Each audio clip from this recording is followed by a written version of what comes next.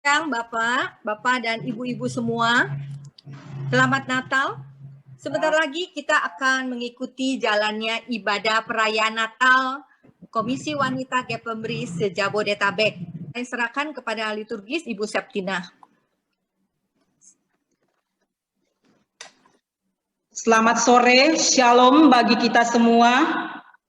Puji dan syukur kepada Tuhan di tengah situasi seperti pada saat ini. Tuhan memperkenankan kita memasuki minggu pertama di bulan Desember. Bahkan Tuhan mengizinkan kita, Komisi Wanita Gapembri se-Jabodetabek, untuk merayakan Natal bersama pada sore hari ini. Marilah kita mempersiapkan hati kita untuk masuk di dalam ibadah. Mari kita bersaat teduh di hadapan Tuhan.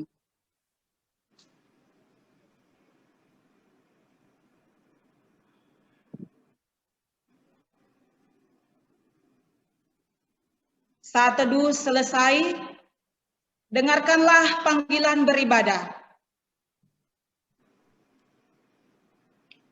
Ya Tuhan, Tuhan kami, betapa mulianya nama-Mu di seluruh bumi. Keagungan-Mu yang mengatasi langit dinyanyikan.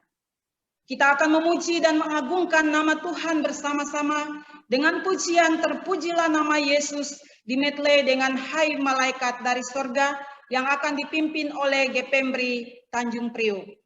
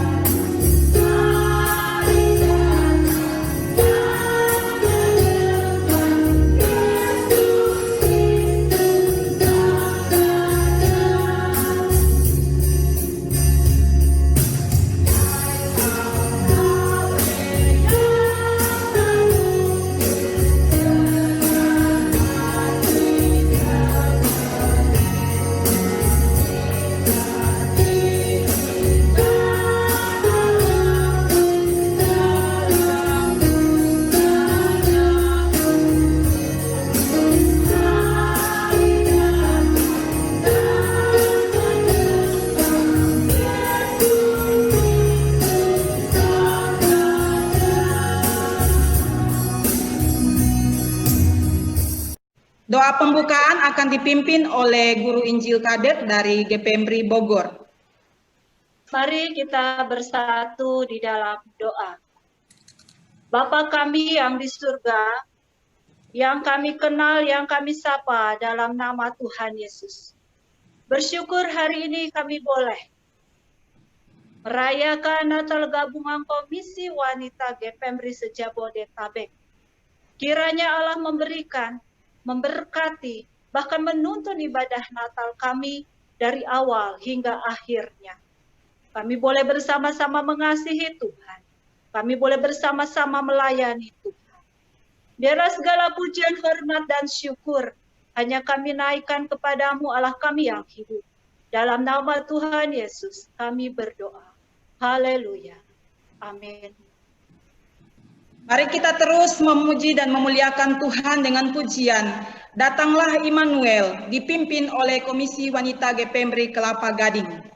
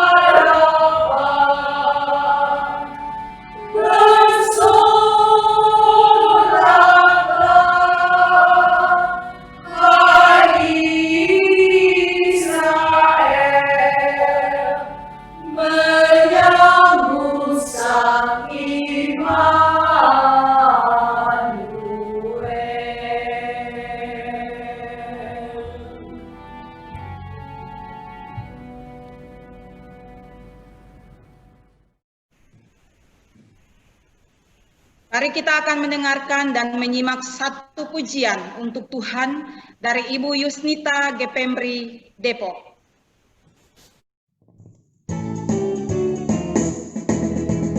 Aku jalan kebenaran dan jalan kehidupan, itulah Yesus katakan. Aku percaya, amin, di dalam namanya ada keselamatan kekal. Glory haleluya, glory haleluya, glory haleluya, glory haleluya, di dalam namanya ada keselamatan kekal. Aku jalan kebenaran dan jalan kehidupan, itulah Yesus katakan. Aku percaya, amin, di dalam namanya ada keselamatan kekal. Glory haleluya, glory haleluya, glory haleluya, glory haleluya, di dalam namanya ada keselamatan kekal. Jalan kebenaran dan jalan kehidupan, itulah Yesus katakan. Ku percaya amin. Di dalam namanya ada keselamatan kekal. Glory haleluya. Glory haleluya. Glory haleluya. Glory haleluya. Di dalam namanya ada keselamatan kekal. Glory haleluya. Glory haleluya. Glory haleluya. Glory haleluya. Di dalam namanya ada keselamatan kekal.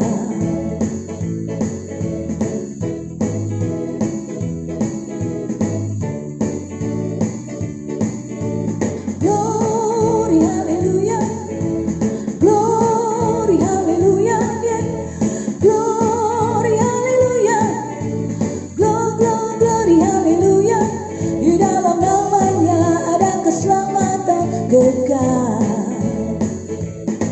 Di dalam namanya ada keselamatan kekal. Di dalam namanya ada keselamatan kekal.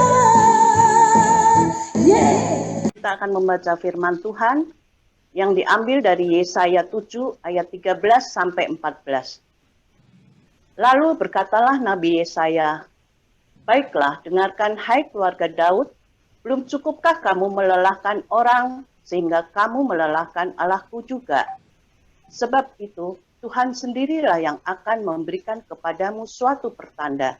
Sesungguhnya seorang perempuan muda mengandung dan akan melahirkan seorang anak laki-laki, dan ia akan menamakan dia Immanuel."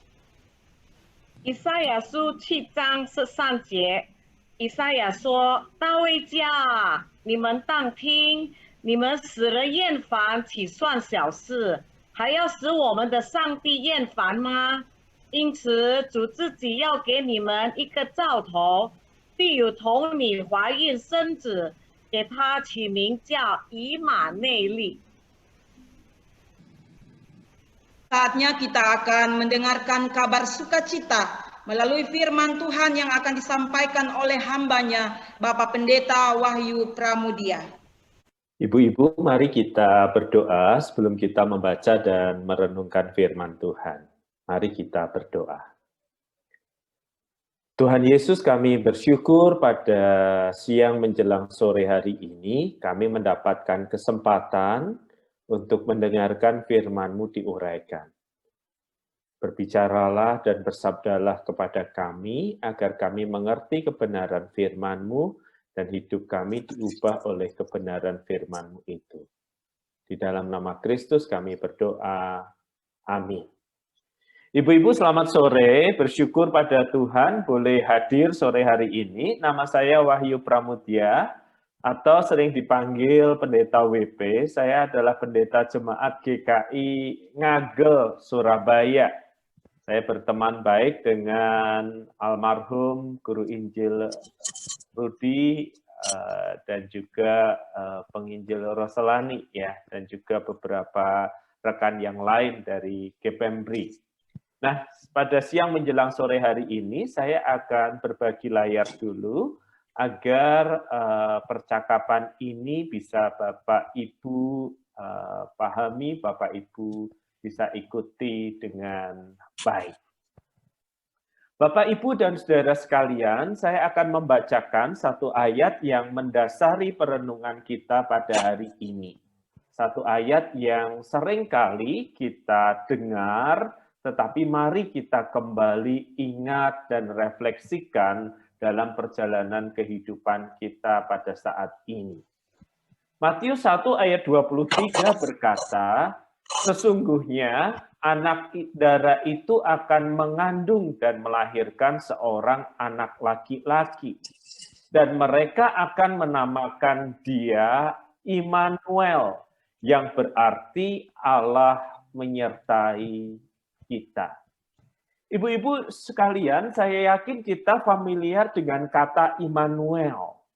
Ada orang, anak yang diberi nama orang tuanya Immanuel.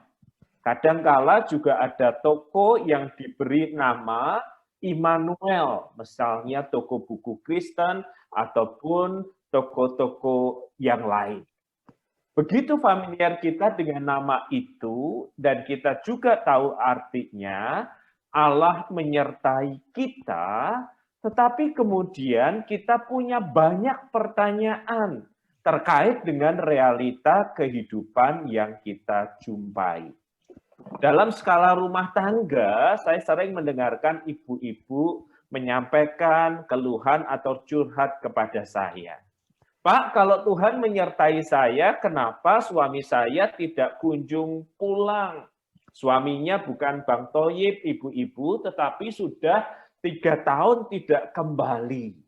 Pak, kalau Tuhan menyertai keluarga kami, mengapa anak kami mengalami kesulitan, mengalami kecelakaan, dan juga mengalami musibah di dalam kehidupannya?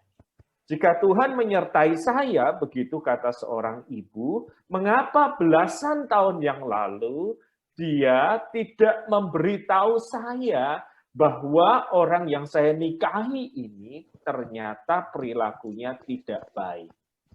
Jika Tuhan menyertai saya, mengapa ada begitu banyak penderitaan dan air mata di dalam kehidupan saya? Dalam skala yang global, Bapak Ibu, kita juga bisa bertanya demikian.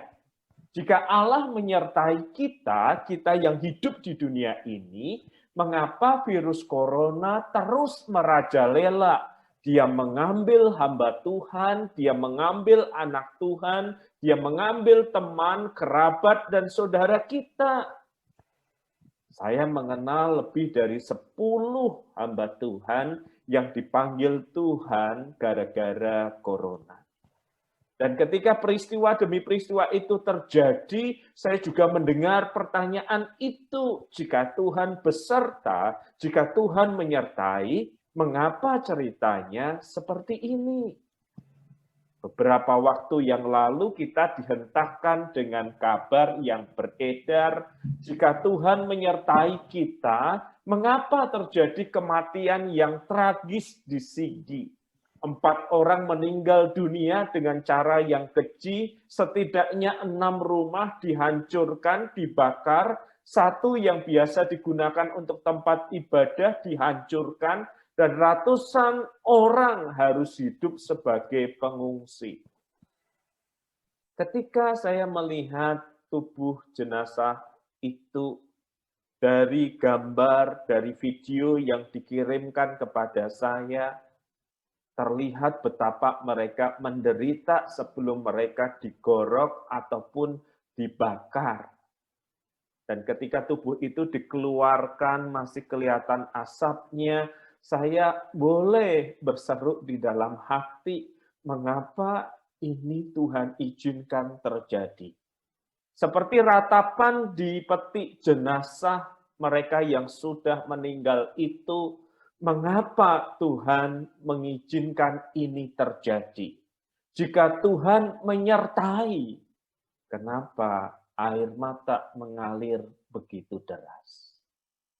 Saya rasa ibu-ibu juga punya pertanyaan seperti ini. Di dalam pergumulan hidup pribadi, mengapa anakku begini kalau Tuhan menyertai? Kalau Tuhan beserta, kenapa suamiku seperti ini? Kalau Tuhan beserta, kenapa hidupku seperti ini? Rangkaian pertanyaan yang bisa membuat kita bertanya, sungguhkah Dia menyertai kita atau tidak? Di dalam pergumulan kehidupan, di dalam pertanyaan, tak jarang orang memutuskan untuk lari menjauh dari Tuhan. Tidak mau atau menolak untuk percaya karena realita di depan mata begitu pahit dan menyusahkan hati. Jika Tuhan menyertai kita, mengapa kita harus menghadapi begitu banyak kesulitan dan pergumulan hidup? Saya mengajak Bapak Ibu atau ibu-ibu sekalian untuk menengok kembali. Makna kata Immanuel yang diletakkan di dalam konteks kehidupan Yusuf, Maria, dan Yesus. Apa yang terjadi kepada mereka ketika Sang Immanuel, yaitu Kristus itu, sungguh-sungguh ada dan menyertai mereka. Yang pertama, ibu-ibu, Immanuel, Allah menyertai kita, tidak berarti bebas dari kesulitan dan pergumulan. Kalau dikatakan Allah menyertai kita, maka tak berarti bebas dari pergumulan dan kesulitan. Mari kita tengok perjalanan hidup Maria dan Yusuf setelah mereka mengatakan ya kepada kehendak Tuhan. Setelah Maria berkata, jadilah padaku menurut perkataanmu, sebab aku ini hamba Tuhan. Apa yang terjadi sejak Yusuf memutuskan untuk tidak menceraikan Maria dan terus menjalani perjalanan hidup bersama Maria seperti diperingatkan dalam mimpi.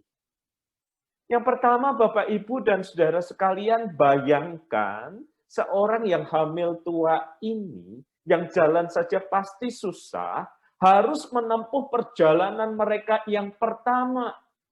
Alkitab mencatat, demikian juga Yusuf pergi dari kota Nazaret di Galilea ke Yudea, ke kota Daud yang bernama Bethlehem. Di gambar Bapak Ibu ada angka 1 Nazaret di atas ke Bethlehem. Berjalan kaki atau menunggang keledai 130 km. Itu seperti Jakarta mau masuk Bandung.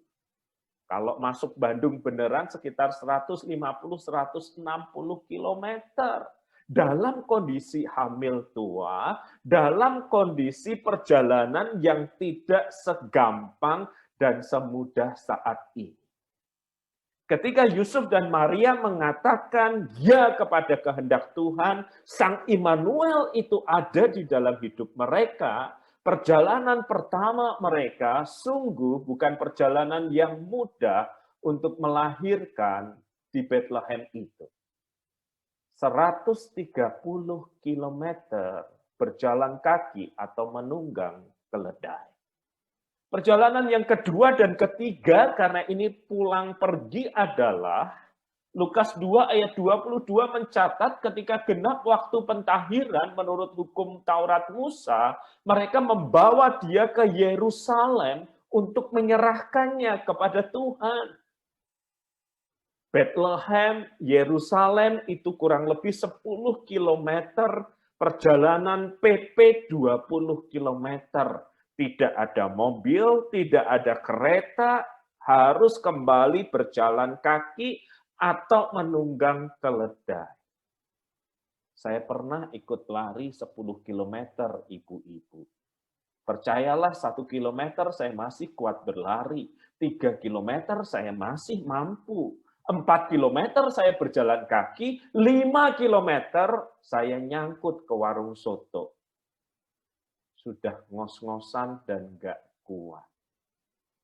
Ibu-ibu bisa membayangkan membawa satu anak berjalan atau naik keledai, dan itu anak yang begitu kecil, masih 8 hari usianya. Seberapa cepat bisa berjalan? Pun setelah itu kita tahu perjalanan mereka belum selesai.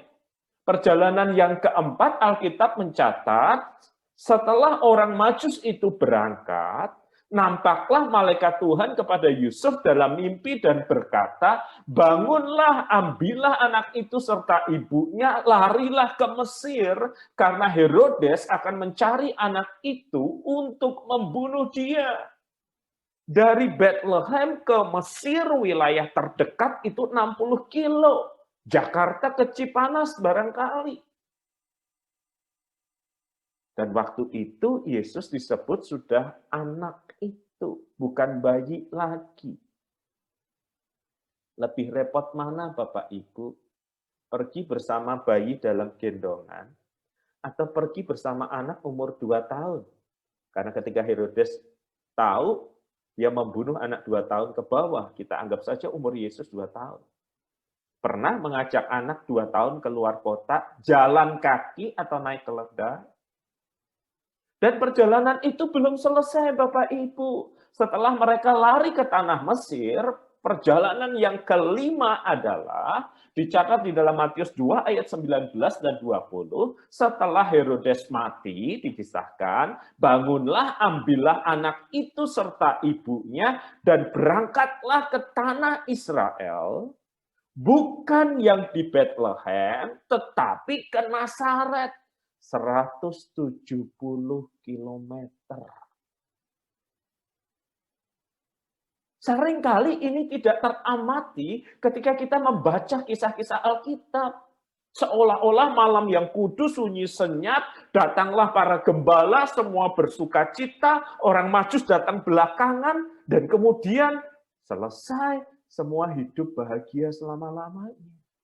Padahal justru ketika mereka mengatakan ya kepada kehendak Tuhan, justru ketika mereka hadir di tengah-tengah mereka, Yesus Kristus Sang Immanuel itu, hidup mereka harus bergerak dari satu tempat ke tempat lain, satu tempat ke tempat lain, satu tempat ke tempat lain. Repot dan tidak menyenangkan. Sepanjang 18 tahun melayani, saya sudah 7 kali pindah pastori. Ibu-ibu pasti tahu jawaban ini. Kalau pindah pastori, yang repot yang laki atau yang perempuan? Tidak usah jawab, saya tahu yang perempuan yang repot.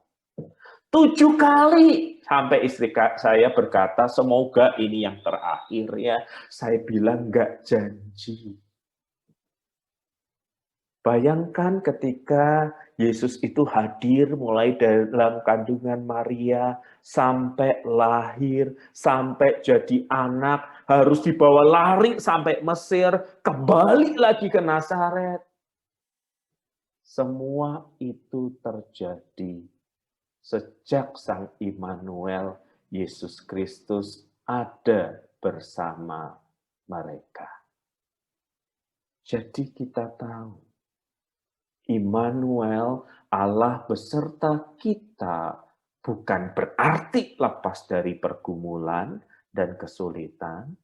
Bisa jadi karena kita menggenapi kehendak Allah, kita mengerjakan apa yang Allah mau, kita harus berhadapan dengan kesulitan yang ada.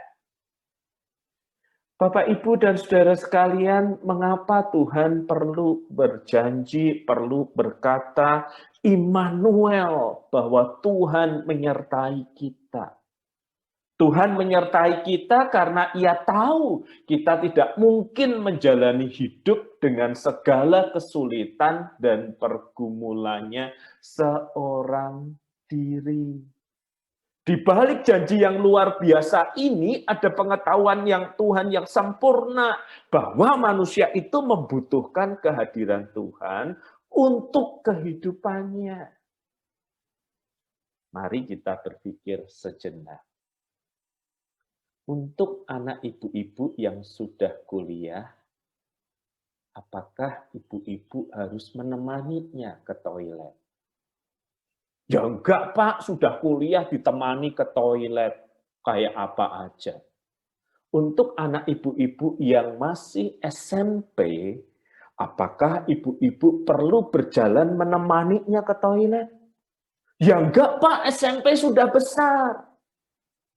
Tetapi untuk anak ibu-ibu yang baru 3 tahun belajar jalan, masih nyeruduk sana, nyeruduk sini, nabrak sana, nabrak sini. Seperti papahnya kalau bawa mobil. Perlu nggak ditemani ke toilet? Perlu.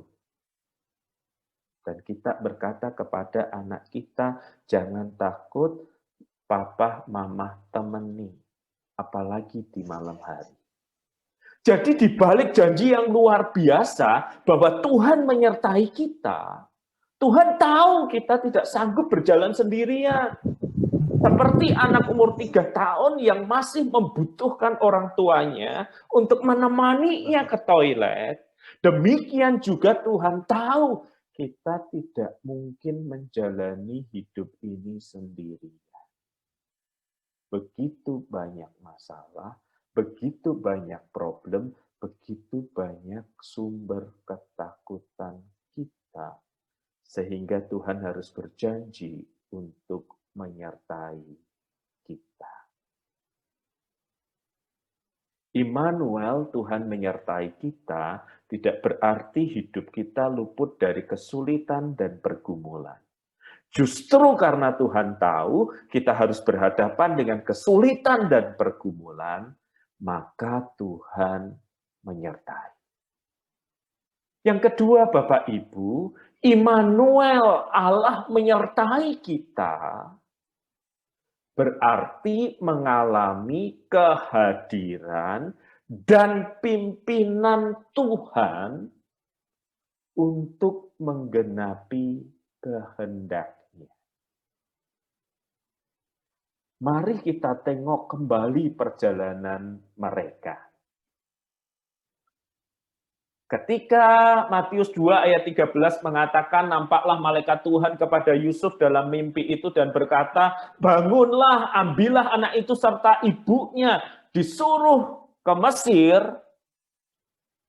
Ketika itu dilakukan, Alkitab mencatat, maka Yusuf pun bangun, diambilnya anak itu serta ibunya malam itu juga, lalu menyingkir ke Mesir.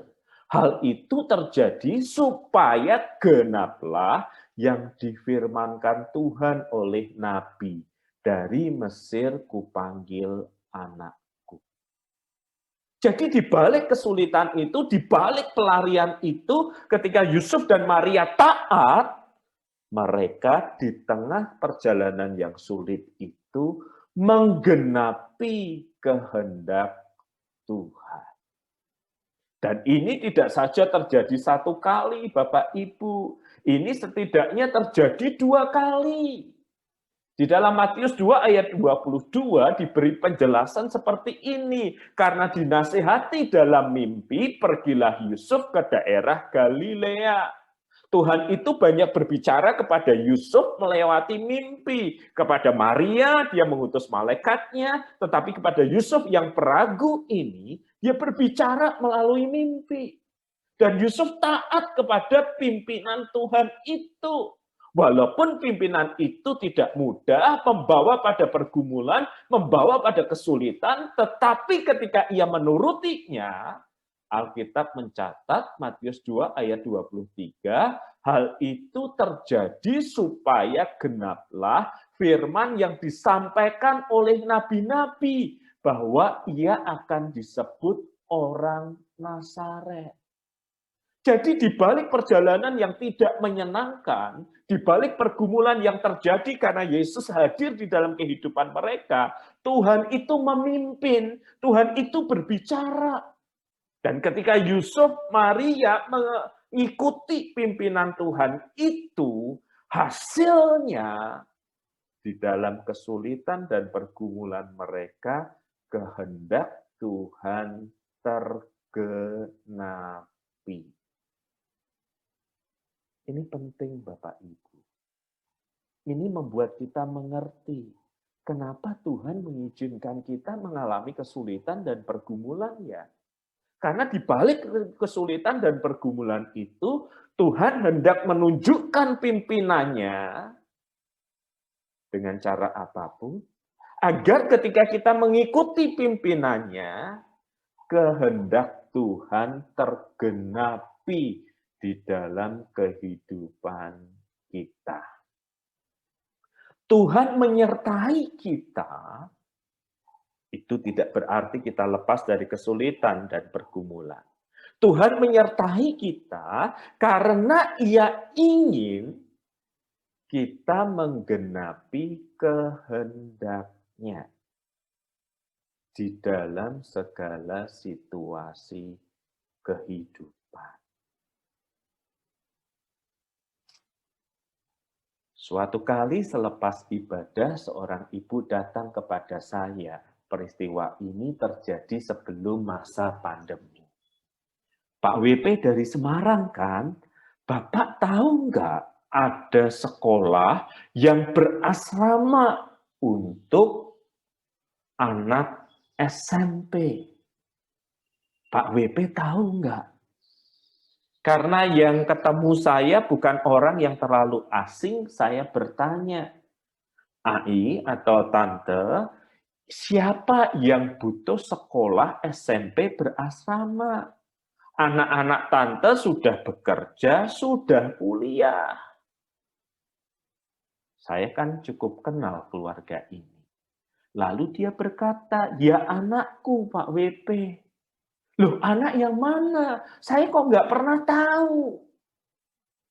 Saya bolak-balik ke rumah tante, nggak tahu tuh kalau masih punya anak yang SMP. Dia diam cukup lama, lalu ia bilang, anaknya bujuku Pak WP. Kalau nggak ngerti terjemahannya, lihat subtitle di bawah ya. Anaknya suamiku, Pak WP. Saya diam. Anaknya suami ibu, tapi bukan anak ibu. Ini adegan kalau sinetron Indonesia sudah di-zoom in, lalu yang satu berteriak, apa? Piring pecah, kendaraan direm mendadak, ayam beterbangan. Lalu dia berkata dengan pelan, tapi terdengar jelas. Anaknya suamiku dan simpanannya.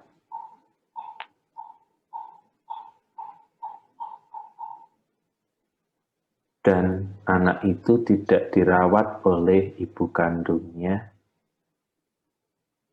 walaupun tinggal satu kota dengan ibu kandungnya. Dan saya berniat untuk mencarikan sekolah yang baik, sekolah yang berasrama. Selama ini juga saya yang menghidupi, membiayai sekolah anak itu. Kadang kalau liburan dititipkan ke sini, ke rumah saya. Mendengar kalimat demi kalimat itu saya terdiam. Siapa yang tidak sakit hati? Siapa yang tidak terluka? Suaminya jalan sama orang lain. Sudah jalan sama orang lain, punya anak, anaknya tidak diurus oleh ibu kandungnya, dibawa pulang ke rumah.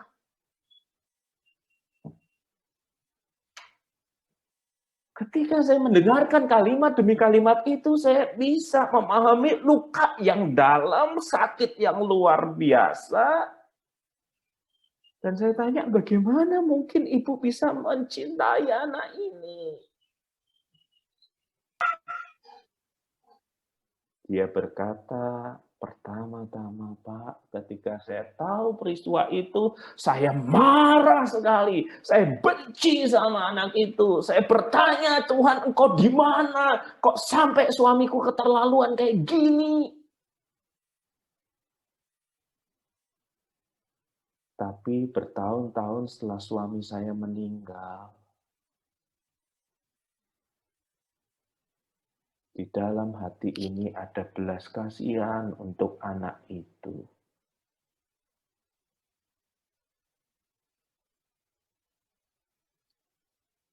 Ibu kok luar biasa ya, begitu peduli, begitu mencintai.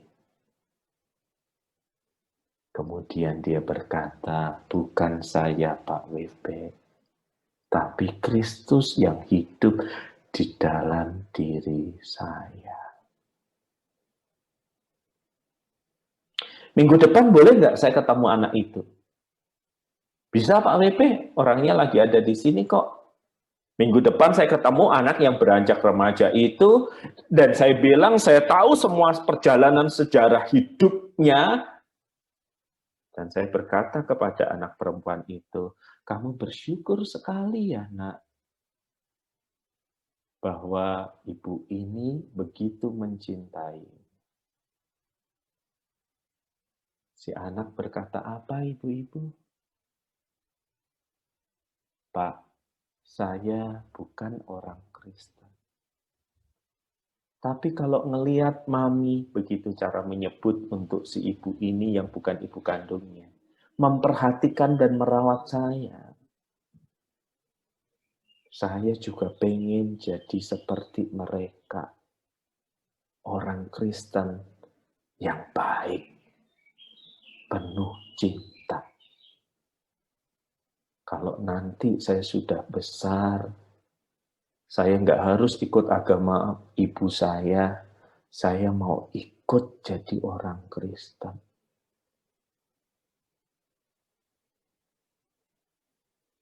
Immanuel, Tuhan beserta kita, tidak berarti lepas dari kesulitan dan pergumulan. Tuhan perlu menyertai kita, karena Tuhan tahu kita akan berhadapan dengan banyak pergumulan. Immanuel, Tuhan menyertai kita, berarti Tuhan akan hadir memberi kekuatan agar kehendaknya tergenapi dalam hidup kita di dalam situasi yang sesulit apapun. Kita mempermuliakan nama Tuhan, orang melihat Kristus hidup di dalam diri kita. Immanuel, Tuhan beserta kita. Mari kita berdoa. Tuhan, kami mengerti sekarang, sejak dalam kehidupan Maria dan Yusuf, ketika Kristus bersama dengan mereka justru menghadapi banyak kesulitan, banyak pergumulan, banyak perjalanan yang tidak mudah. Dan untuk itulah Engkau berjanji menyertai. Tuhan, kami mengerti sekarang, ketika ada di dalam kesulitan dan kesukaran, Engkau berjanji untuk menyertai kami, agar di dalam situasi seperti itu, kehendak Tuhan tergenapi lewat hidup kami. Kami tidak sempurna, kami lemah, kami bergumul dengan banyak salah dan dosa.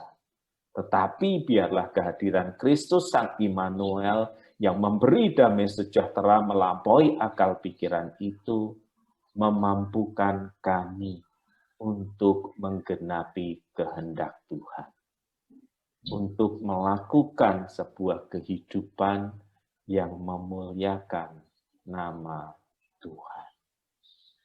Di dalam nama Kristus, biarlah sukacita dan damai sejahtera bersama Immanuel itu menyertai kami, apapun situasi kehidupan yang kami rasakan.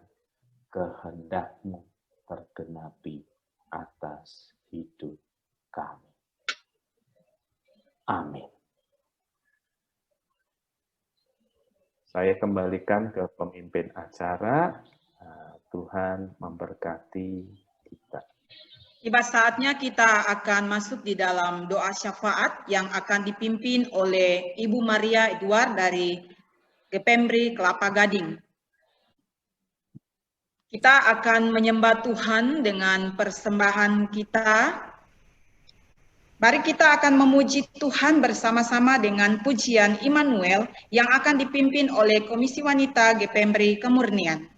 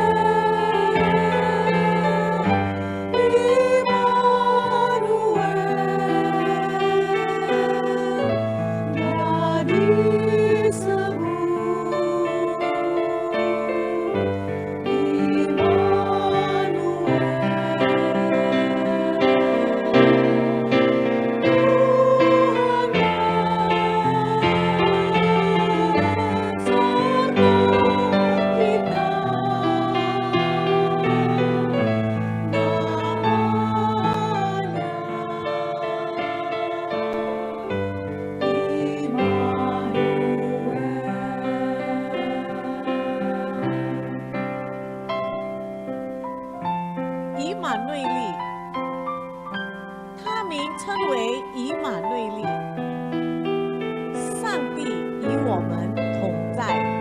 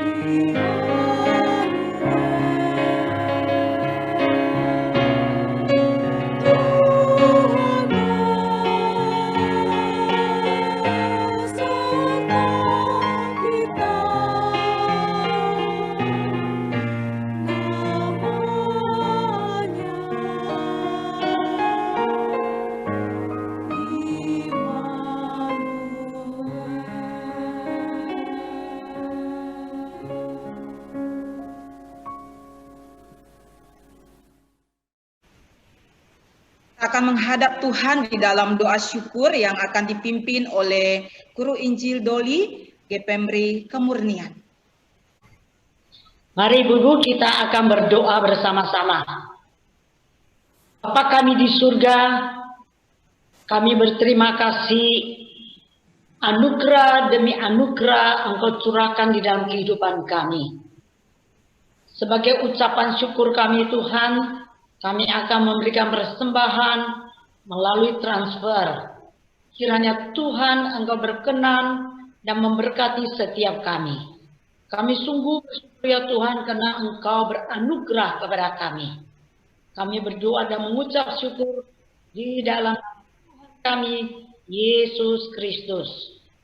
Amin. Ibu Nerlin dari GPMRI Dadak akan mempersembahkan sebuah pujian bagi Tuhan.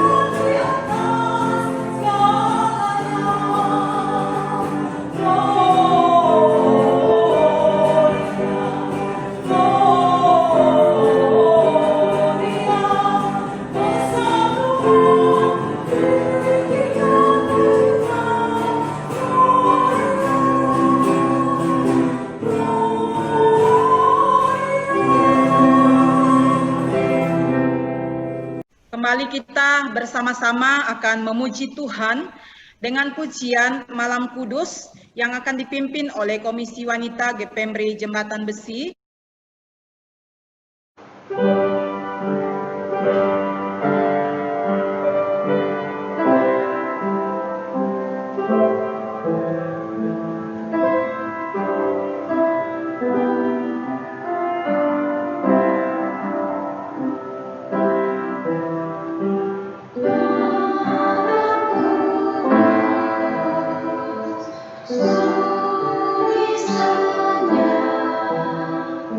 Siapa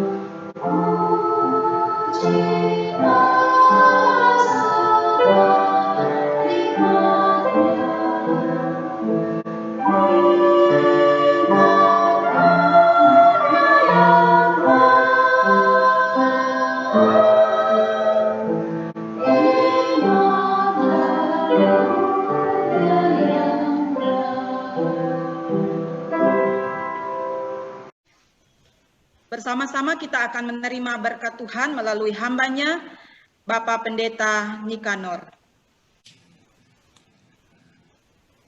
Saudara-saudara yang dikasihi oleh Tuhan Yesus Kristus, arahkanlah senantiasa matamu, hatimu, tujuan hidupmu kepada Kristus, dan terimalah berkat dari Dia. Kasih Allah Bapa, Pencipta langit dan bumi, anugerah dari Tuhan kita Yesus Kristus, penghiburan persekutuan di dalam Roh Kudus, senantiasa menyertai dan memimpin saudara-saudara di dalam kehidupanmu secara pribadi, engkau dengan keluargamu, engkau di dalam segala kebutuhan dan pekerjaanmu. Kasih Allah Immanuel yang tidak pernah meninggalkan kita akan terus menyertai engkau selama-lamanya. Amin. Kita akan mendengarkan pengumuman yang akan disampaikan oleh Ketua Ibu Dewi Pamuji dari GPMBRI Kelapa Gading. Selamat sore, ibu-ibu dan bapak-bapak yang dikasihi oleh Tuhan Yesus. Selamat Natal bagi kita semua yang hadir dalam Zoom meeting ini. Bersyukur kepada Tuhan yang telah memberi kesempatan dan waktu bagi kita untuk menyembah Dia dalam perayaan Natal Komisi Wanita GPMBRI se-Jabodetabek.